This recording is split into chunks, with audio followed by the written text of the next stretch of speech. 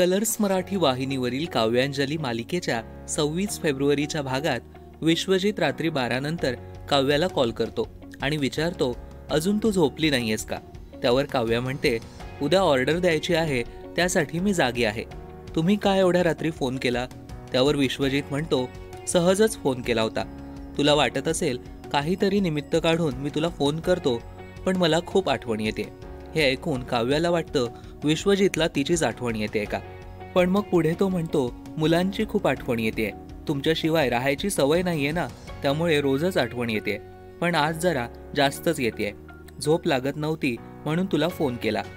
मग फोन ठेवल्यानंतर काव्या कामाला लागते आणि पाहते तर काय, ओव्हन सुरूच होत नाही. त्यानंतर मग ती किचनमध्ये जाते आणि स्टूलवर उभी राहून वर ठेवलेलं सामान काढण्याचा प्रयत्न करते.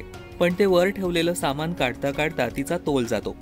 आता तोल गेल्यामुळे काव्याला दुखापत तर होणार नाही ना, आणि तिला मिळालेली ऑर्डर ती पूर्ण करू शकेल का हे पाहणं महत्त्वाचं ठरणार आहे. पाहायला विसरू नका काव्यांजली रात्री 8:30 वाजता आपल्या कलर्स मराठीवर.